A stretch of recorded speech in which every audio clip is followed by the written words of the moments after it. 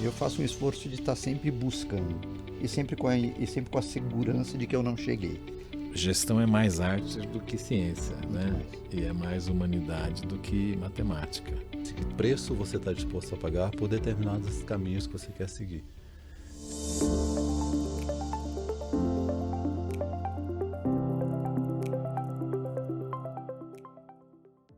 Olá, como vocês estão? Eu sou Washington Botelho, CEO Latam da JLL Work Dynamics e líder do comitê de CEOs do WTC Business Club. Boas-vindas a mais um Conexão C-Level, uma parceria da JLL e do WTC Business Club com apoio da ESPM. Esse é o terceiro episódio da nossa primeira temporada. Você pode resgatar as conversas anteriores no YouTube ou nas plataformas de áudio. Nós já debatemos com importantes especialistas e CEOs sobre trabalho híbrido e sobre gestão multigeracional, e falamos de temas que estão em alta quando o assunto é o futuro do mercado corporativo. Hoje vamos falar de como se manter um C-Level de alta performance. Afinal, é comum que as pessoas queiram atingir um cargo de liderança e se esforcem para isso, mas o que é preciso para permanecer no topo? Para falar sobre isso, eu tenho o prazer de ter ao meu lado Marcelo Terezo, CEO da Honeywell. Muito bom ter você conosco. Obrigado, Washington. O prazer é meu. Obrigado pelo convite. Agradeço a WTC e a SPM pela parceria e os nossos ouvintes pela audiência. Quem está aqui comigo também é Murilo Boccia, coordenador do MBA Executivo em Marketing e ESPN. Seja muito bem-vindo. Prazer estar aqui com vocês aqui para debater um tema tão importante, né? Que é a liderança e como a gente se mantém líder, né? Durante a nossa trajetória. Bom, para a gente conversar essa conversa, Marcelo, eu queria ouvir de você, você contar um pouquinho da sua jornada, da sua história. As histórias de CEO são muito interessantes porque os caminhos são completamente diferentes um do outro. Eu queria que você compartilhasse com os nossos ouvintes como foi a sua história, como tem sido a sua história, para a gente saber um pouquinho mais de você. A minha história e a jornada até presidente, eu acho que aconteceu por uma maneira não tão usual, porque eu comecei em manufatura, comecei em fábrica de tecnologia, me formei em engenheiro eletrônico, comecei na IBM Brasil, trabalhei por 10 anos na IBM, e a IBM, para mim, é o templo do planejamento. Eu acho que foi uma escola de planejamento e gestão. Uma cultura muito forte de foco no indivíduo, de respeito, uma escola. Da IBM eu fui para a Motorola, que veio para o Brasil no início do boom de telecomunicações, e aí foram outros 10 anos na Motorola. E a Motorola, eu acho que se eu tinha passado pelo tempo do planejamento, a Motorola foi o templo da execução, com um senso de urgência bem forte e foco no conhecimento, uma estrutura jovem, dinâmica. Então acho que houve esse complemento aí. E da Motorola, depois de 10 anos, eu fui para os Estados Unidos trabalhar numa empresa de dono.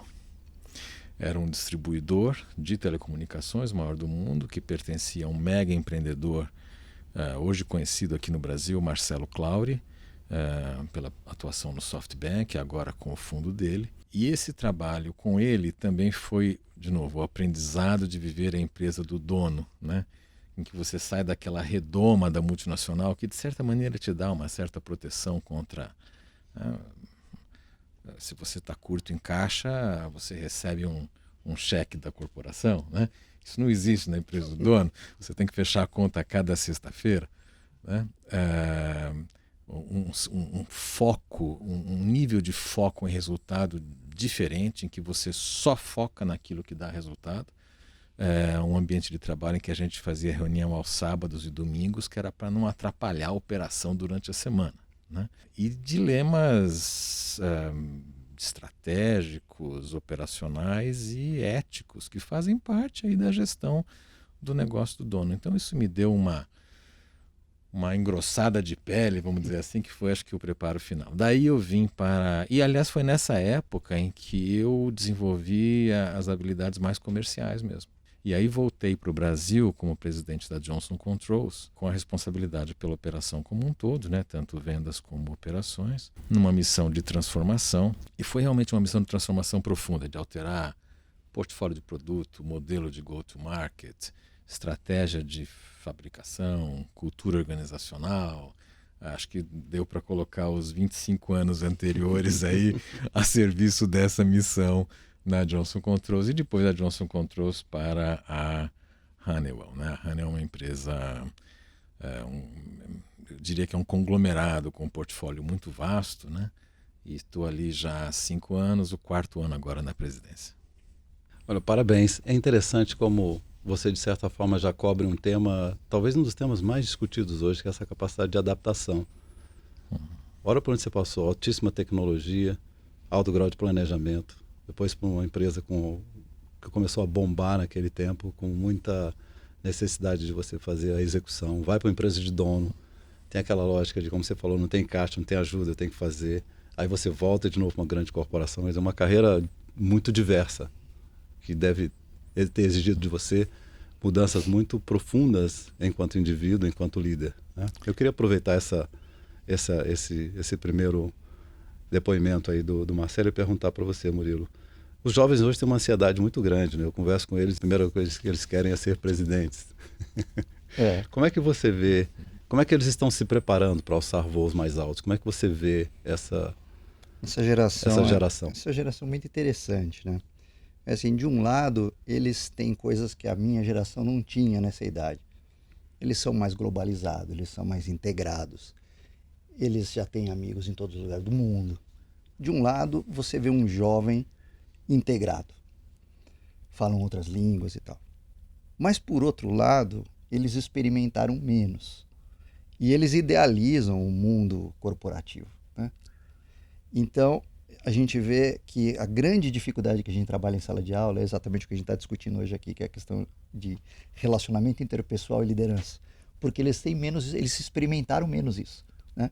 E ficaram ali no quarto deles, ainda durante a pandemia, né? Falando com um monte de gente, mas a vida numa grande organização, em especial, é uma vida complexa, né? De dificuldades que são muito além do técnico, né?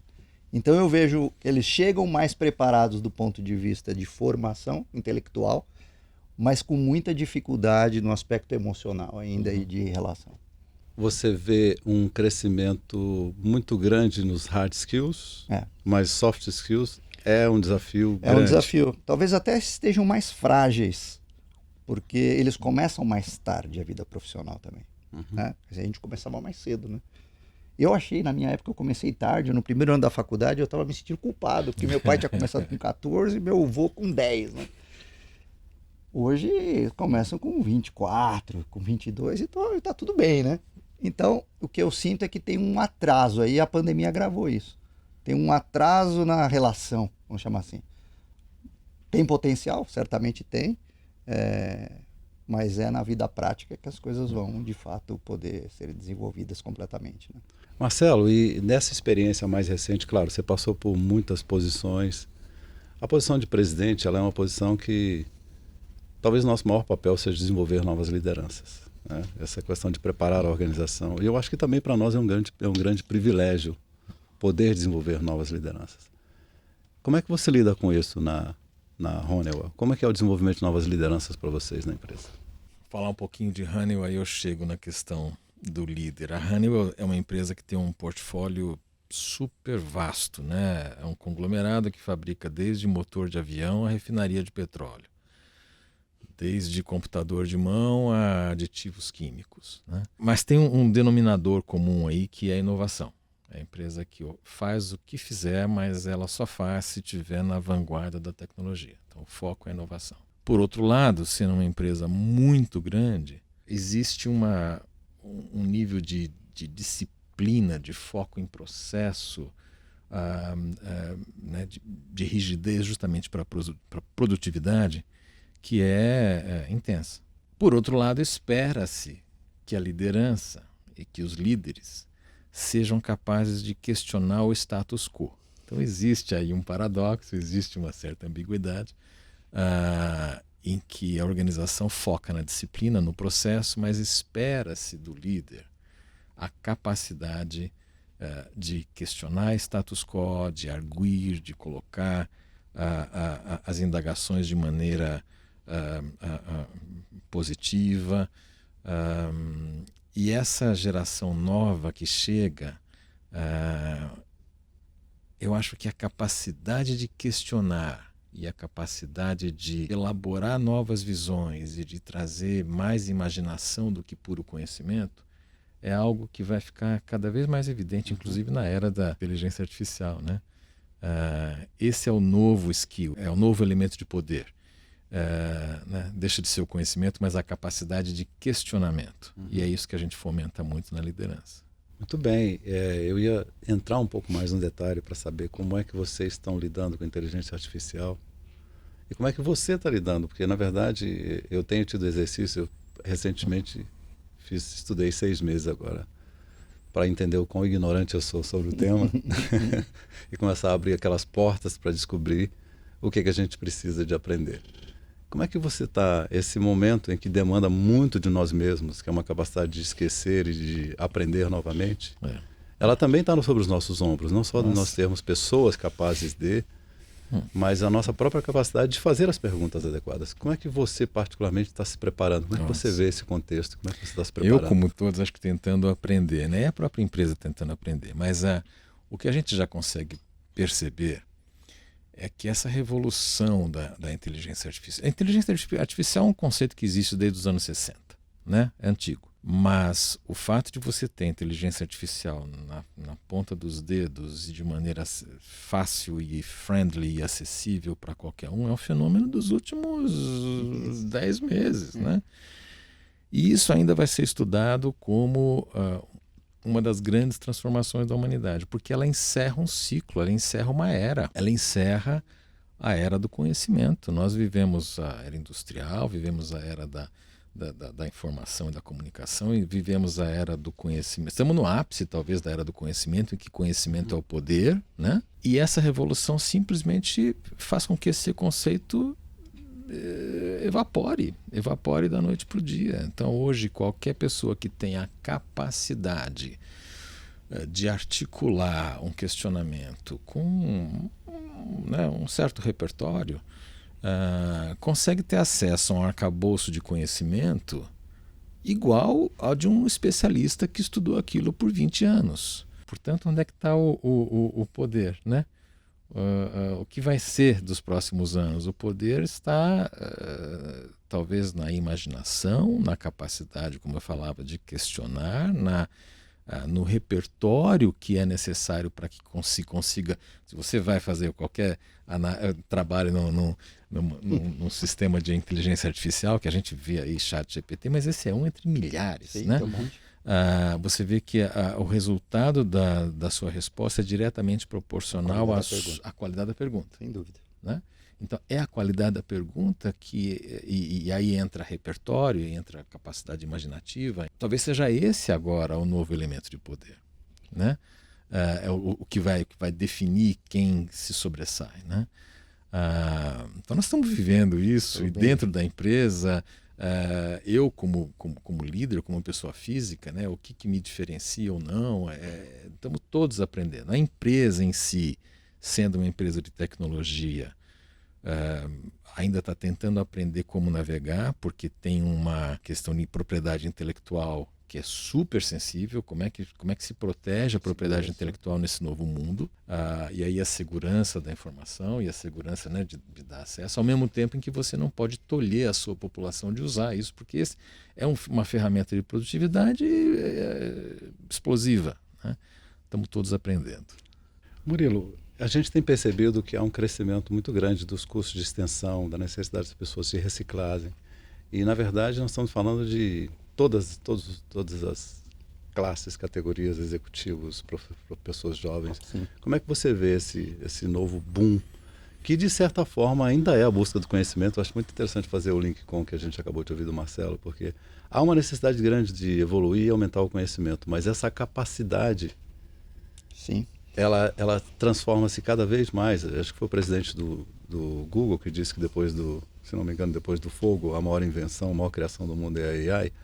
Não sei se tão grande, mas ela é indiscutível, completamente disruptiva da forma que nós vivemos, até da própria lógica da concepção de sociedade. Absolutamente. Como é que você vê isso com essa alavancagem dos cursos de extensão? Como a gente está numa jornada, e eu acredito que a inteligência artificial, embora exista há décadas, atingiu um ponto de inflexão agora com a história das ferramentas conversacionais, é bastante difícil ver o impacto ou projetar o impacto que isso terá. Por hora, ele é um elemento bastante interessante como apoio, porque ele ao mesmo tempo te poupa esforço de trabalhos que você já pode, por exemplo, nossos cursos de programação, ensinando Python para os alunos. A interação da capacidade de especificar coisas e depois de codificar, você tem uma parte do tempo que é operacional, que é simplesmente transformar numa linguagem. Então, de novo, eu volto para a história da pergunta. A gente começa a ganhar tempo em partes do processo que o tempo era meio que jogado fora, que é simplesmente você escrever. Então, ele já passa a ser uma ferramenta que acelera aprendizado, inclusive, né? Mas ele traz também efeitos colaterais, por exemplo. Bagunçou as minhas provas, por exemplo, né? As minhas provas, eu era conhecido aqui por fazer uma prova muito criativa, porque eu dava uma situação de negócio e eu perguntava uma coisa só: o que você faria? Só tinha uma pergunta a prova. E eles podiam consultar o que eles quiserem, porque como eu tinha inventado a situação, não ia estar em lugar nenhum. Até a inteligência artificial. Aí bagunçou. Agora eu estou no dilema que, assim, o último teste que eu fiz foi o seguinte: eu quero ver a conversa de vocês com a inteligência artificial. Como vocês vão colar mesmo? Então eu estou avaliando a conversa. E aí o que eu pego na conversa? A capacidade de articular. Tem uma coisa que não é muito comentado, que vocês claramente já perceberam, mas eu não vejo as pessoas falando tanto, que não é só a capacidade da pergunta. Porque diferente do Google, que você faz uma pergunta e a próxima pergunta não tem relação com a anterior, nessa o diálogo continua. Então, não é só a capacidade de formular uma pergunta, mas a capacidade de articular um diálogo. Porque quando você quer, vamos pegar uma acareação, né? Vou pegar um caso mais extremo. O bom acareador é aquele que vai, né, encurralando, tá certo? Se você fizer isso com as ferramentas conversacionais, você extrai muito mais também, né? Agora, veja, em termos de qual é o impacto que a inteligência artificial tem hoje na demanda pelas ofertas ou pelos cursos, ainda não tem. Não tem. O que tem, e aí é um processo de transformação mais longo, não começou com a inteligência artificial, é a busca por conteúdos cada vez menores e mais rápidos. Ou seja, a gente é de uma geração que fazia cursos de 4, 5 anos, depois ia fazer o MBA de 2 anos e meio, né? Sempre com aquela perspectiva longa. Agora os cursos estão ficando cada vez mais compactos, mas durando a vida inteira. Então vocês têm aquela necessidade sempre de fazer alguma reciclagem, não necessariamente você está disposto a ficar 3 anos numa instituição, especialmente depois dos 30, que você já tem as suas responsabilidades. Então, está existindo maior fragmentação no tempo e também nos temas, porque os temas também foram se especializando demais, né? Então, hoje você tem cursos para tratar do segmento, do segmento, do segmento. Os cursos genéricos perdem força e os cursos segmentados ganham força. Marcelo, tem um ponto que eu queria levantar agora, está bastante relacionado a isso, eu me recordo que durante um tempo na minha carreira, na Xerox, eu fui evoluindo para diversas posições até que me transformei em presidente de mercados emergentes. Haviam 7 layers entre eu e um cliente. Eu confesso que você vai ficando tão estratégico e começa a discutir temas até etéreos, você perde muita noção da realidade. E depois, quando eu fiz uma mudança, eu saí, fui para uma outra empresa, eu conhecia o que acontecia, eu brincava que se uma coisa acontecia ali no escritório, eu sabia o que acontecia. Então foi assim um banho de entender o que acontece no chão ao mesmo tempo em que você estava navegando em níveis tão altos que muitas vezes a carreira vai fazendo os executivos ficarem distantes da realidade. Né? E isso é um risco muito grande hoje. Então, se manter relevante, se manter atual, é indiscutível das nossas grandes prioridades. Como é que você está fazendo? Como é que você lida com essa variável? De que maneira você está se mantendo relevante? Ou trabalhando para se manter relevante? Contato. Mas contato é o seguinte, contato não tem a ver com aquela reunião corporativa ou aquele town hall em que você está lá no palco atrás do púlpito, né? Contato tem a ver com interação humana, autêntica, genuína, que você faz no corredor, no elevador, quando chega, no estacionamento, no café, no almoço. Sai da sala e sai para andar, né? Na conversa genuína, seja andando num corredor de fábrica, seja indo com um vendedor visitar um cliente. A conversa autêntica pressupõe abertura, pressupõe vulnerabilidade, se mostrar vulnerável, né? Pressupõe a coisa genuína, né? A gente ganha tanto com isso. E eu acho que é a comprovação de que gestão é mais arte do que ciência, Muito né? mais. E é mais humanidade do que matemática. E quando você entende isso e não tem medo de ser genuíno, vulnerável, autêntico para manter o contato em qualquer que seja o nível, só tem a ganhar com isso. Vou fazer mais uma nesse sentido para você também, Marcelo, antes de ouvir o Murilo. Eu acredito que você também, em algum momento da sua vida, você deve ter feito planejamento de 10 anos. A gente faz muito tempo, né? Mas é uma verdade que a gente chegou a fazer. A gente tinha que fazer aqueles planos enormes de 10 anos e tal. O cenário hoje é completamente distinto. A gente muda o tempo todo, né? Como é que nós estamos... Como é que você vê essa preparação nossa para lidar com um mundo com profundas mudanças? O tempo inteiro você tem que estar fazendo correções de rumo, o plano tem que ser resiliente, você tem que ter espaço para erros. E, ao mesmo tempo, falávamos antes de iniciar aqui, essa pressão do resultado trimestral. Eu costumo dizer que nós não temos um ano, a gente tem no mínimo 4 anos em um. Cada trimestre você tem que entregar resultados e tem que estar de acordo com as expectativas. Num mundo em que expectativa é a última coisa que você tem capacidade de lidar com ela. Como é que você vê, como é que você está lidando com esse contexto tão complexo que a gente está vivendo agora? É o que você falou, os planos de 10 anos já há muitos anos passaram a ser de 5 anos, depois passaram a ser de 3 anos, depois, né? A gente até faz um plano de 3 anos, mas a gente não sabe como o mundo vai estar daqui a um ano. A gente acabou de falar aqui que a revolução da inteligência artificial aconteceu faz 10 meses, né? Como prever, né, o que virá? A questão acho que é se manter sempre ágil e acho que a receita para agilidade passa por alguns elementos aí. O primeiro elemento é o elemento de atualização. A atualização de estar conectado, estar atualizado, aí passa por aprendizado, né? Atualização quer seja acadêmica, né? Quer seja ouvindo um podcast como o que nós estamos fazendo aqui agora, né? Mas a atualização é fundamental, se manter up to date, né? O segundo elemento é curiosidade. Curiosidade porque curiosidade é o motor do aprendizado. Uhum. Né? O aprendizado está em todo lugar, depende da sua capacidade de observar. Terceiro elemento, eu acho que é energia, dinamismo, no sentido de você... ter a disposição e o interesse em aprender a cada dia como se você estivesse começando um novo trabalho, né?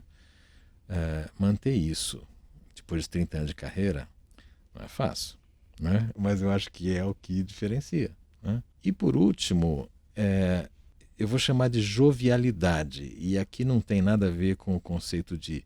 nada a ver com idade, não é uma fala de etarismo, basta ver meu cabelo branco aqui. Mas acho que jovialidade tem a ver com abertura para o novo, né? Com o encantamento pelo aprendizado, com a alegria de cada pequena conquista, né? Num mundo em transformação, você está sempre começando de novo, né? E se você mantém esse espírito jovem, você está sempre atualizado. Então acho que quem tem esses 4 elementos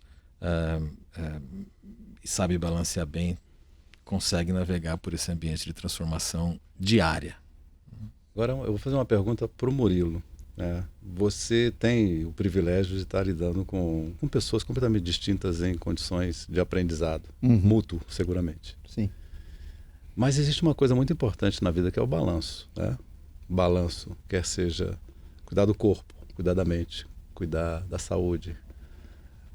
A minha geração, durante muito tempo, foi uma geração mais ligada na relação da empresa como princípio básico. Sim. Você vive, Sim. Você trabalha numa organização. Sim. E esses conceitos mudam radicalmente. Muda. O burnout, outras coisas, são consequências naturais de uma vida não balanceada. Como é que você lida com tudo que você tem de formação, sua posição de professor, mas como é que você lida enquanto ser humano com essas variáveis para que você tenha uma vida mais harmoniosa enquanto indivíduo, família, cuidar do corpo, cuidar da saúde, cuidar de tudo? Como é que é essa questão? É um desafio constante, né? Assim, eu acho que viver hoje, né? E com as demandas do mundo de hoje, do mundo em mutação, é toda hora estar buscando equilíbrio, né? Eu faço um esforço de estar sempre buscando e sempre com a segurança de que eu não cheguei, né? Particularmente, quando perguntar bem para mim, ficou mais fácil agora no último ano, quando eu deixei o chapéu de executivo, né?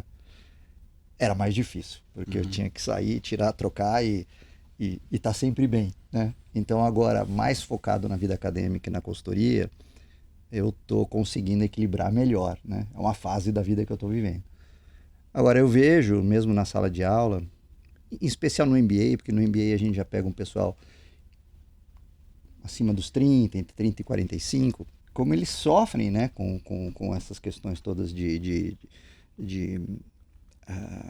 precisar equilibrar, né? Todos têm normalmente com filho pequeno e tem ali o MBA e tem a vida profissional já em alguma posição já de gestão, e como é importante a gente ter as válvulas de escape, né? Como é importante a gente ter um lazer, como é importante ter um hobby, né? Eu gosto muito de vinho, por exemplo, é o meu hobby. Um belo hobby, né? Um belo hobby. Mas isso até me interessa, até quando não estou bebendo, eu me interesso pelo assunto. Mas a gente vê muitas pessoas doentes ainda, né? E quando a gente pega os alunos mais novos, por exemplo, eu estou mais ligado à pós, mas a pós-graduação rejuvenesceu muito, então eu recebo muitas pessoas de 22, que é a idade das minhas filhas, né? Essas pessoas são filhos da nossa geração, tá certo? E eles viram os pais lutando e tal, mas eles viram também o pai em dificuldade, o pai ausente, né? Então eles têm, mais do que a nossa geração, uma ânsia por equilibrar, né? Um desejo maior de pôr limites para a atividade profissional, inclusive, até em termos de quantidade de horas mesmo, né? Há quem diga, inclusive, que eles são menos engajados no trabalho, que é uma outra leitura que se pode fazer. Mas eu acho que é um pouco reflexo também do que eles vivenciaram dentro de casa, né?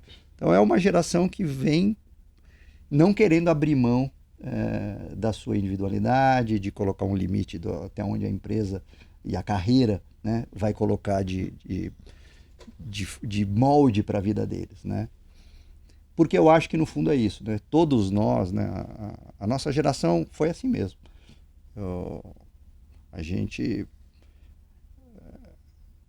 estudava e se preparava para a carreira, e a carreira, né, representava aquilo que a gente tinha de mais importante para entregar.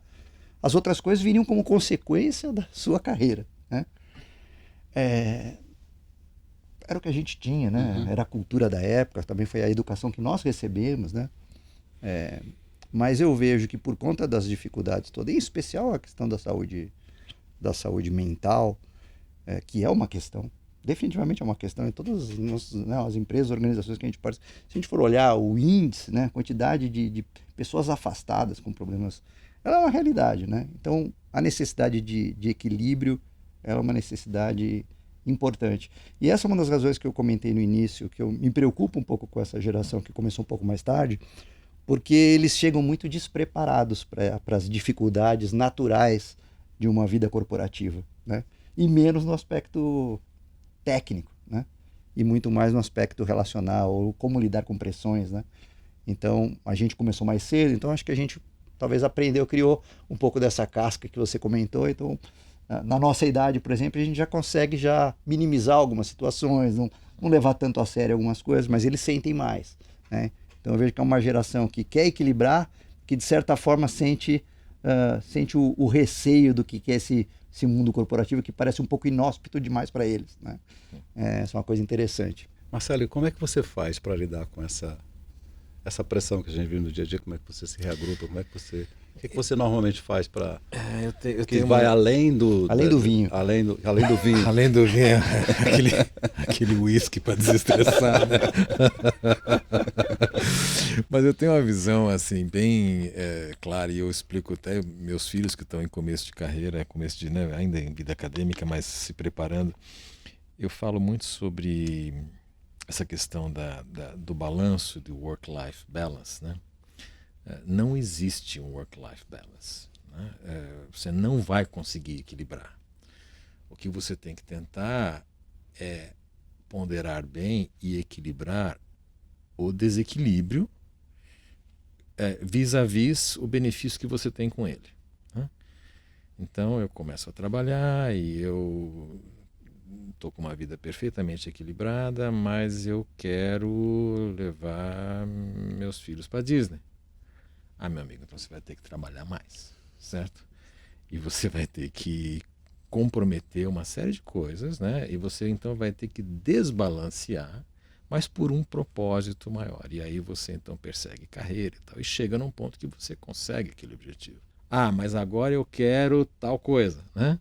E aí você vai cada vez mais desbalancear até um ponto em que você fala, não, esse aqui é o meu limite, é aqui que eu considero que o benefício está equilibrado com o meu desequilíbrio work-life, né?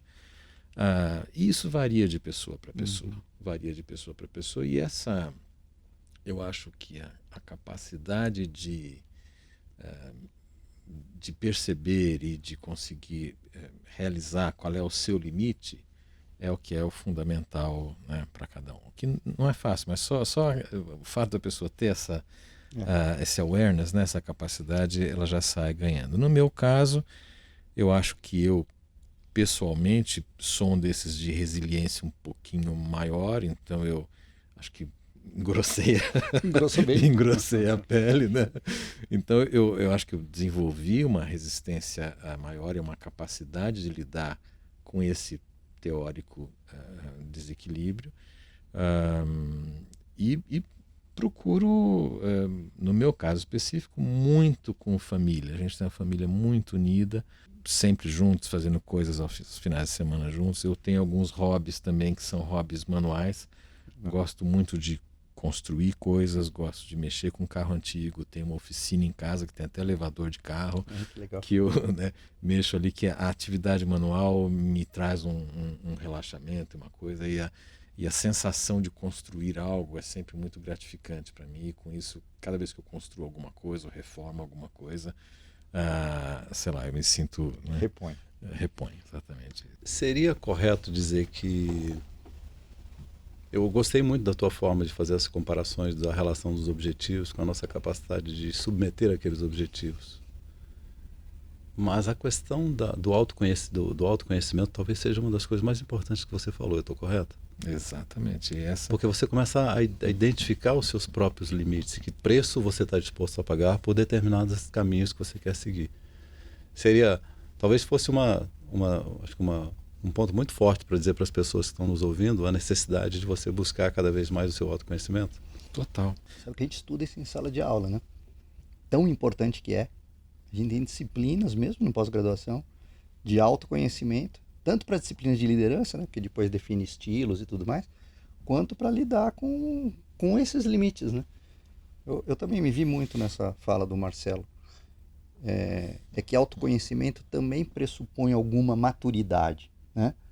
E é por isso que, né, nas diversas fases, provavelmente com seus filhos, você percebe que ainda há uma dificuldade deles entenderem profundamente o que você está falando, né? Porque o autoconhecimento também vem com um pouco mais de maturidade, né? Você começa a aceitar os teus gaps, né? Você fala, pô, isso aqui eu não faço bem mesmo. E tudo bem, né? Ou vou trabalhar para fazer melhor, ou, sei lá, vou me organizar de forma que esse lado aqui não apareça, né? Mas sem dúvida nenhuma, autoconhecimento para mim eu acho que é fundamental para qualquer pessoa, em qualquer plano do que nós estivemos falando, né? Não apenas na carreira. Eu acho que isso traz um outro ponto, que é essa diversidade, não só de ideias, essa diversidade diversidade de pessoas distintas, opções distintas, cores. Ele é um elemento também muito importante nessa nova forma de ver as coisas, não? Porque quando você coloca, por exemplo, que você dá um exemplo para um filho, para uma filha, de que ir à Disney demanda esse tipo de... É um passo de um aprendizado que é muito mais abrangente, que é a busca de conhecer os seus próprios limites. E essas são coisas que geralmente as pessoas que têm mais experiência de vida podem aportar para as pessoas que estão começando a vida. Sim. E essa habilidade, muitas vezes, de quebrar em passos menores para que você consiga suceder, ajuda muito nessa maturidade do autoconhecimento. Sim.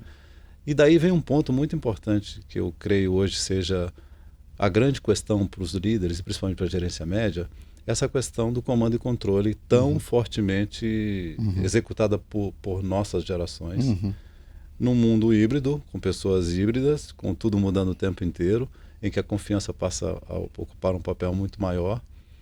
E essa é uma relação muito difícil. Como é que vocês veem essas questões, principalmente você na sua organização? Como é que você vê essa mudança no perfil em função da lógica do trabalho híbrido ter transformado tudo e os gerentes executarem essa visão que você tem e compartilhar isso com a relação de comando e controle? E isso é algo em profunda transformação nas empresas, na minha, claramente. Controle, por definição, é atividade sem valor agregado. Se você vai no academicismo aqui de falar de Value Stream Mapping, não é uma atividade de geração de valor. Portanto, é algo que deveria ser, em teoria, eliminado da sua cadeia de valor. E é o que as organizações mais fazem, é onde elas colocam o maior esforço, linhas e linhas de gerência fazendo exclusivamente comando e controle.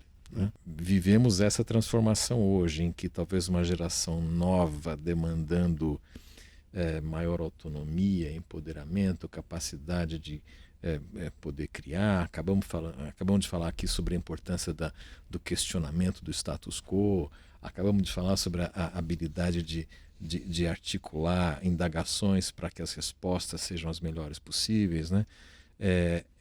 Tudo isso acontece na base, mas as empresas tradicionais ainda têm um degradê, desde do topo da companhia até a base, um degradê em que comando e controle é fortíssimo, né, até chegar a essa realidade que a gente está falando aqui embaixo. É uma transformação que eu espero estar trabalhando na ativa ainda para assistir ela chegar até o nível que deve. Como é que essas pessoas que você convive diariamente, como é que eu elas acho- veem essa questão? O primeiro ponto é assim, né? Comando e controle, como cultura, eu acho que é absolutamente ultrapassado. Agora, o comando e controle, como atividade, né? Para dar um crédito para o comando e controle, né? Tem atividades que demandam comando e controle, né? Atividades de segurança na fábrica. Tem protocolo. Precisa ter alguém cuidando ali para que ninguém se machuque, né? Agora, como cultura, por que não funciona e não vai funcionar? Porque o comando e controle é para um mundo previsível, em que você replica um protocolo. O mundo VUCA, o protocolo do dia anterior não funciona nesse. E uma outra questão, né? Você precisa das pessoas não mais para executar, mas para co-construir.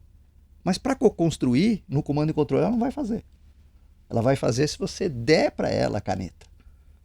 Dar a caneta significa construir juntos, né? Isso significa que quanto mais você se move para atividades que são ligadas ao incerto, ao imprevisível, ao empoderado, mercado, inovação, criar coisas novas, menos o comando e controle vai funcionar.